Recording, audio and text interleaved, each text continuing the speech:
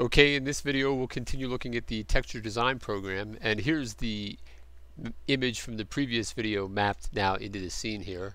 And you can see it's just a bunch of them. It's tiled again here. Let's tile it at 10, see what happens. Tiling can make a huge difference as far as what your final image looks like. So I like to play around with it. Since Blender's so doggone fast these days with the GPU rendering in cycles, which I'm working in right now. Now notice in here I just have a regular emission lamps, whereas the other renderings were a little bit different. They were using glass, and this is just a diffuse rendering. But it gives me cool effects, you know, to do lots of cool things, and you know, the textures can really come to life. Let's just see what it looks like mapped once onto the scene. Alright, well there it is. So it's a kind of, I don't know, pillowy effect or something, whatever it is. But this kind of works if you're doing sci-fi scenes, I assure you.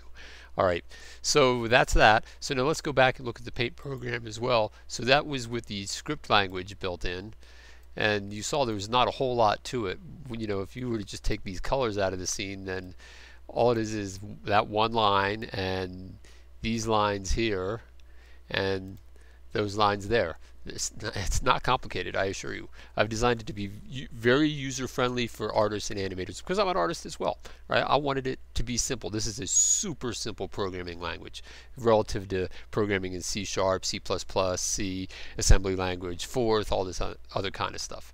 All right, and but since I like to program, it's no big deal anyway. But this is designed for artists, so artists can become programmers as well. So now let's say, for instance, I have this program. I'll move this up here a little bit. And so this is vector based, of course, because it's in a script. So if I was to change this resolution to something different, then it would scale accordingly and still maintain its resolution. But you can also add, say, I'll get a gradient ellipse brush. I'll show you right over here. Here's my gradient ellipse right in here. I'll grab that, and maybe I want some different colors. Maybe I want, if I click that blue, it's going to use blue and green.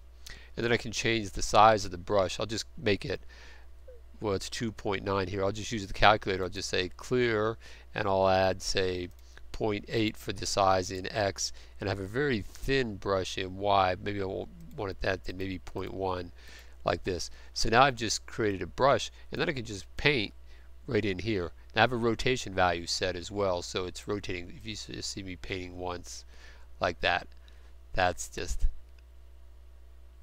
So you can just add things to the scene as you go.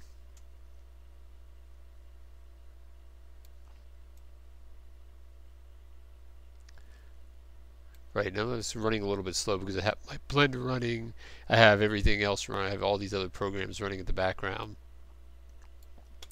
But it still allows me to do really fun stuff. And let me see. Yeah, and then you could save that as you go, and that's a little thing I have to change. I was experimenting with something, but I'll get rid of that. That's nothing. And then you could just save that image as well. Or maybe we'll put one right in the center. I don't know. That doesn't work. But it does allow you to experiment quickly. You could use just regular ellipses. Ellipses are just hollow. Yeah, something is causing it to slow down right at the moment. I don't think it's Blender. Can't be Blender. Blender's not rendering at the moment. What is doing that? Oh yeah, I know what's doing it. It's the recording of this software it's the recording of the video that's doing it. So, right, I knew something was slowing it down.